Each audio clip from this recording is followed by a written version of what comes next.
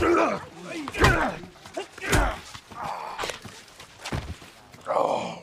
one care when small man die. But I make example of big man, now they care. Now they pay.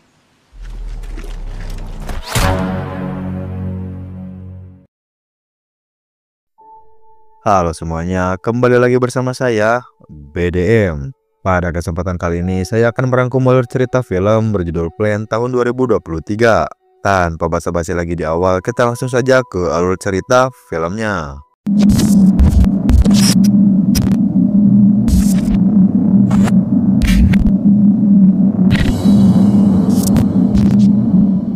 Film diawali dengan seorang pilot yang sangat terburu-buru untuk pergi ke pesawatnya. Ia bernama Brody Torrance. Tak lama berselang, ia mendapat telepon dari anaknya yang bernama Daniela. Daniela meminta maaf karena dirinya tidak bisa berkumpul merayakan tahun baru bersama ayahnya karena ia sedang berada di Hawaii untuk melanjutkan sekolahnya. Brody Torrance tidak mempermasalahkan hal itu. Sesampainya di pesawat 119, ia disambut oleh copilotnya bernama Samuel Dele. Samuel Dele memberitahu Torrance bahwa rute mereka akan melewati cuaca buruk. Torrance pun mempunyai ide untuk melewati rute yang lain yang lumayan jauh. Akan tetapi petugas operator menyarankan Torrance untuk tetap melewati cuaca tersebut karena ia cuma membawa 14 penumpang dan sedikit bahan bakar. Tak lama setelah itu, Torrance disuruh sama pramugari yang bernama Bonnie untuk pergi ke belakang. Sesampainya di belakang, ia disambut oleh polisi yang membawa tahanan atas pelaku pembunuhan 15 tahun yang lalu. Ia bernama Gaspar. Polisi itu akan ikut penerbangan bersama Torrance ke Tokyo sambil membawa tahanan tersebut. Torrance sempat ragu, namun pada akhirnya ia mempersilahkan polisi itu dan menyuruh polisi untuk menjauhkan Gaspar dari para penumpang. Tak lama berselang, para penumpang pun mulai masuk ke pesawat dengan berjumlah 14 orang. Harry, I can't make them sign. Hey. These are seats. It's fine, ladies. That row there is all yours. Wait, when you buy your ticket, how old the plane will be. Oh, no need to worry, folks. These planes are pretty much indestructible. Dua orang wanita ingin berfoto bersama Gaspar, namun Gaspar menyuruh wanita itu untuk mematikan handphonenya. Did you not do that? Torrance menyuruh para pramugari untuk bersiap-siap karena sebentar lagi pesawat mereka akan lepas landas. Sebelum lepas landas, Torrance dan Dele mengecek keadaan pesawat. Dirasa pesawatnya tidak ada kendala, mereka pun langsung menerbangkan pesawat tersebut. This is one fear that never gets old. Trailblazer 119 in position, ready for takeoff. Takeoff power is set. Airspeed alive. Rotate.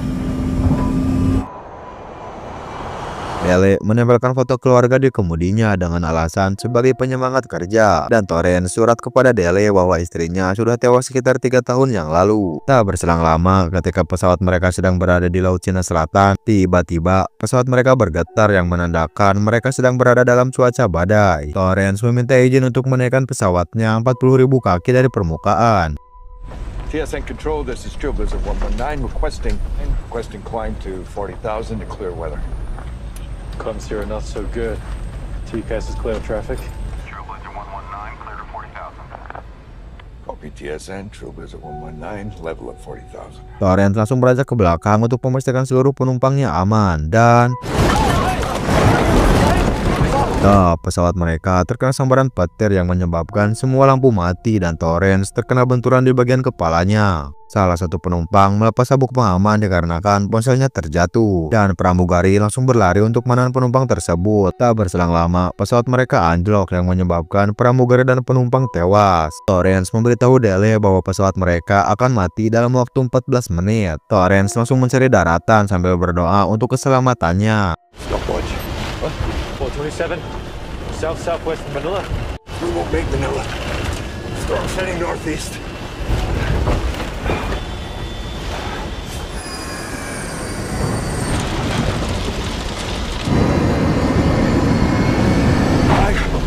Five minutes and 40 seconds. Come on, breakthrough.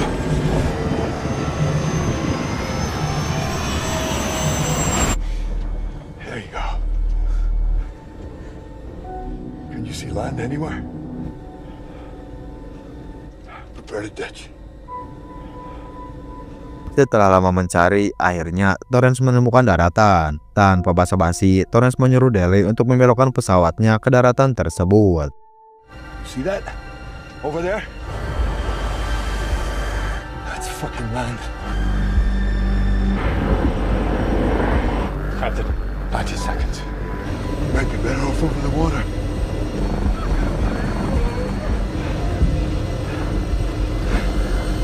Out of time. There! That's our fucking road. Fuel jettison. Flaps full. flaps full. Right side failure. Trying again. Negative. Manually extend gear. Hurry! Letting it extended and locked. Reverse full thrust. Reverse full thrust. Helmet with the brakes, Deli!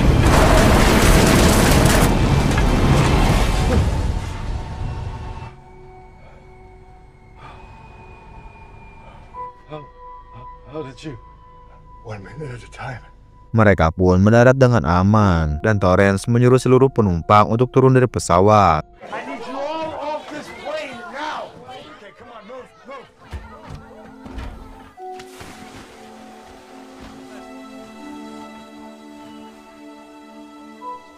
Seorang pramugari mengambil kunci borgol yang ada di saku celana polisi, sementara Torrance mendapat pisau barang bukti Gaspar.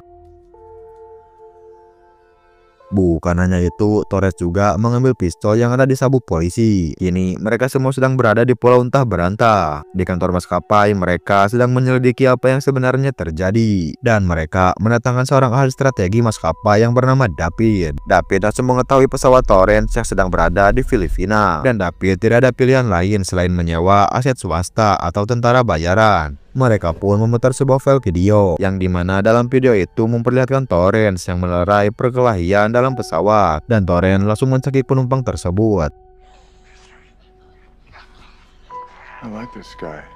Kembali ke Torrance, dia sedang memberitahu seluruh penumpang apa yang sebenarnya terjadi dan meminta maaf atas kejadian ini. Salah satu penumpang membuat video vlog sambil mengolok-olok Gaspar. Jelas saja, Gaspar langsung marah dan memukul penumpang tersebut. Mendengar itu, Torrance mempunyai ide untuk melepaskan Gaspar dengan tujuan supaya Gaspar menjauh dari para penumpang. Dele sempat ragu, tapi apa boleh buat, Gaspar sangat berbahaya bagi para penumpang. Torrance pun langsung melepaskan borgol dari tangan Gaspar. Kemudian, Torrance mengajak Gaspar untuk mencari bala bantuan. Selama perjalanan, Torrance menanyakan tentang pisau yang ia temui di tas milik Gaspar. Dan ternyata Gaspar adalah komando pasukan khusus. Ketika Torrance bertanya apa alasan ia dipenjara, seketika itu Gaspar langsung menghilang tak kemana. Tak lama setelah itu, Torrance melihat ada sebuah gedung yang terbengkalai. Tanpa pikir panjang, ia pun langsung masuk ke gedung tersebut. Di dalam gedung, ia melihat ada bekas tembakan dan peluru di mana-mana. Tanpa disengaja, ia pun melihat sebuah telepon dan ia langsung memperbaiki telepon tersebut. Ia pun mencoba menelpon kantor maskapai untuk meminta bantuan, akan tetapi maskapai tidak mempercayainya. Salah satu supaya mereka percaya ialah dengan memberitahu nomor lencananya. Akan tetapi Torrance tidak membawa lencananya, yang dimana kantor maskapai langsung mematikan telepon tersebut. Tidak kehabisan akal, ia langsung menelpon Daniela untuk memberitahu lokasi ia berada. Tak lama kemudian,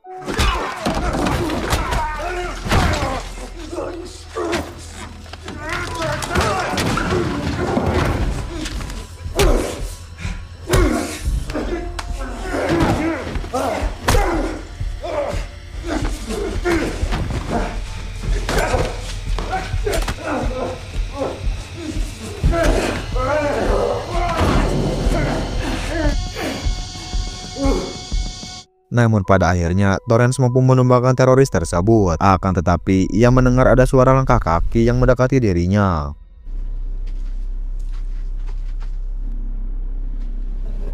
Ya, itu adalah Gaspar yang sudah membantai para teroris di bawah. Scene pun berpindah ke sebuah desa. Kita diperkenalkan dengan ketua di sana. Ia bernama Datu Junmar. Ia diberitahu informasi bahwa ada sebuah kapal yang mendarat di dekat mereka. Datu memberikan sejumlah uang untuk mencari pesawat yang dimaksud. Tak berselang lama, mereka pun kembali untuk memberitahu Datu. Tanpa basa-basi, Datu langsung berangkat ke lokasi pesawat Torrance. Di kantor maskapai, mereka sudah mengetahui lokasi pesawat Torrance berada, dan mereka langsung menelpon tentara bayaran untuk untuk segera menjemput para penumpang. Kembali ke Torrance, ia menemui bekas eksekusi yang dilakukan para teroris. Ia pun menemui sebuah paspor dan menyadari bahwa paspor tersebut adalah paspor milik penumpang pesawat. Dan Gaspar menemukan file video dari kamera yang di dalamnya ada seorang penumpang yang meminta uang tebusan supaya penumpang tersebut selamat. Menyadari hal itu, Torrance langsung pergi dari sana dengan menaiki sebuah mobil. Beralih ke para penumpang, salah satu dari mereka mendengar ada suara kendaraan dan mereka pun langsung menyambut kendaraan tersebut.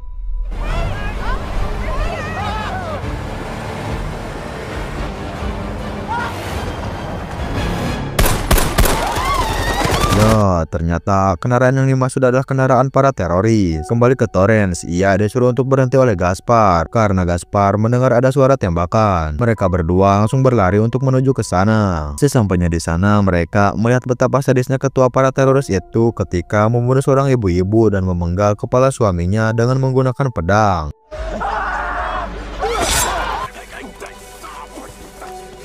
Lalu para teroris menyuruh para penumpang untuk naik ke sebuah bus. Datu menyuruh dua teroris untuk mengambil semua barang-barang penumpang. Ketika teroris pergi, Torrance langsung mendekati mereka dan Gaspar menembak salah satu dari mereka. Torrance mulai menginterogasi salah satu teroris. Salah satu teroris memberitahu Torrance bahwa mereka akan membawa para penumpang ke sebuah gedung di dekat sungai dan Dulit. Mengetahui hal itu, Torrance langsung mengecek keadaan pesawatnya. Namun siapa sangka pesawatnya sudah bisa digunakan. Kemudian ia menulis dari bajunya yang bertuliskan para penumpang sedang berada di desa Dandulit. Tak lama kemudian ia mendengar ada suara senjata dan ternyata itu adalah Gaspar yang membunuh teroris tersebut. Mereka pun langsung berangkat ke lokasi yang dimaksud oleh teroris. Tak lama setelah mereka pergi, para tentara bayaran baru sampai di lokasi pesawat. Akan tetapi mereka tidak melihat ada orang di sana. Pimpinan mereka yang bernama Silbeck pun mulai masuk ke dalam pesawat dan ia menemukan baju yang sudah ditulis oleh Torrance. Sin beralih ke markas teroris. Mereka menyuruh sebagian para penumpang untuk keluar. Ajan mulai menginterogasi mereka semua satu persatu.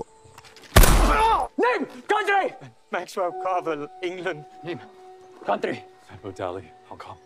Setelah itu, Hajan langsung menyuruh para penumpang untuk masuk kembali ke Torrance dan Gaspar. Mereka hampir sampai di desa Dandulit. Mereka pun langsung berjalan sekitar 2 km dari sana. Singkat cerita, mereka telah sampai di desa Bandulit dan mereka melihat ada dua penjaga di depannya. Gaspar mengajak Torrance untuk pergi ke belakang para penjaga. Gaspar menyuruh Torrance jangan menembak karena Gaspar akan membunuh mereka secara diam-diam.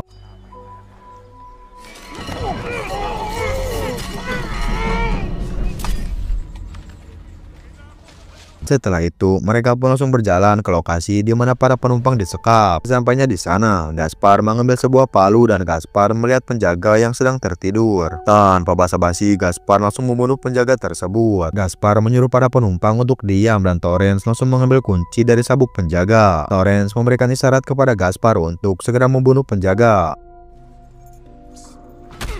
Torrance pun langsung membuka kunci yang ada di pintu dan menyuruh para penumpang untuk segera naik ke dalam bus.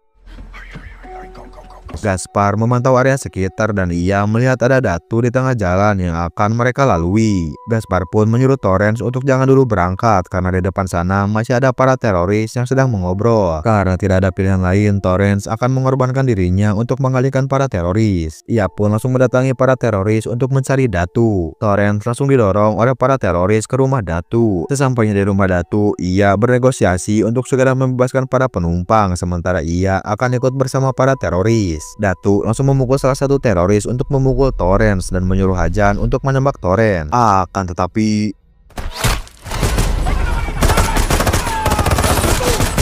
We're friendlies, Captain, stay where you are. Stay where you are.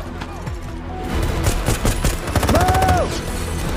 ya, datanglah tentara bayaran dan mereka berhasil menyelamatkan Torrance. Silbeck memberitahu Torrance bahwa tim penyelamat akan datang dalam waktu 24 jam. Dikarenakan tim penyelamat mereka baru saja dibentuk, Torrance mempunyai rencana bahwa ia akan menerbangkan pesawatnya lagi untuk pergi dari pulau ini. Sesampainya di sana, para tentara dan Gaspar sedang bersiap diri karena para teroris pasti akan mengejar mereka. Sementara Torrance menyuruh para penumpang untuk berkumpul. Torrance pun memberitahu mereka tidak ada cara lain selain pesawat mereka. mereka. Para penumpang pun tidak setuju, akan tetapi Torrance mencoba meyakinkan para penumpang, dan para penumpang pun langsung luluh. Torrance mengecek keadaan pesawat, takutnya ada yang rusak dan Torrance langsung memperbaiki kerusakan tersebut. Tak lama kemudian, para teroris pun berdatangan dan menembaki mereka semua. Torrance meminta radio milik Silbeck, dan ia memberitahu Silbeck ketika ia menyalakan mesin, Silbeck harus berlari ke dalam pesawat. Gaspar meminta peluru kepada Silbeck, dan Silbeck menyuruh Gaspar untuk membawa dari dalam tas. Namun siapa sangka ia menemukan sejumlah uang yang sangat banyak, tapi Gaspar tidak membawa uang tersebut dan memilih membantu para tentara.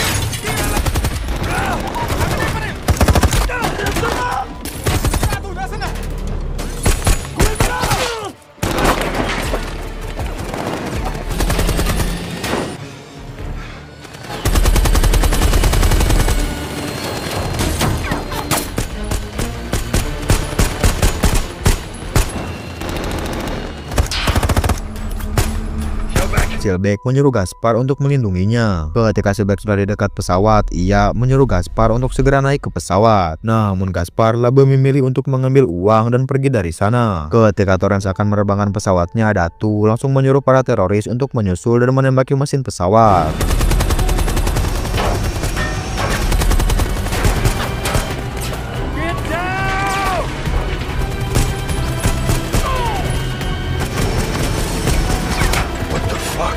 Ketika salah satu teroris akan meroket pesawat Torrance, tiba-tiba ya ternyata Gaspar masih ada di dekat sana dan menembak teroris tersebut. Datu langsung mengambil roket tersebut dan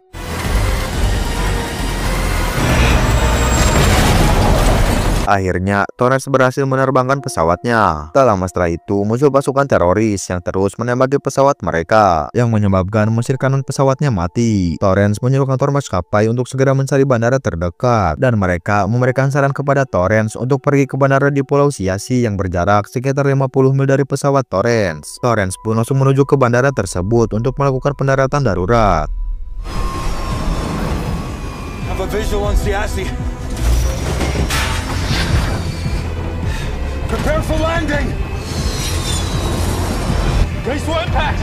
Brace for impact!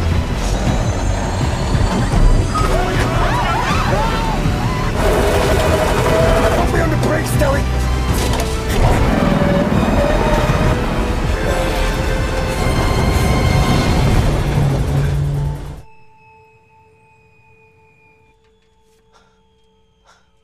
Akhirnya mereka semua berhasil selamat dan para penumpang mulai dievakuasi. You're a hell of a pilot, Captain. Are you gonna go to the hospital?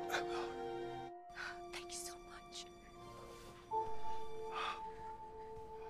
Lalu ia langsung menelpon Daniela untuk segera menyiapkan makanan kesukaannya. Dan film pun mungkin segitu aja rangkuman cerita kali ini. Semoga kalian bisa terhibur dengan channel gua. Dan jangan lupa tulis di kolom komentar kekurangan konten gua apa aja, biar gua bisa memperbaiki kekurangan tersebut. Terima kasih yang sudah menonton. Gua Bayu, see you next time.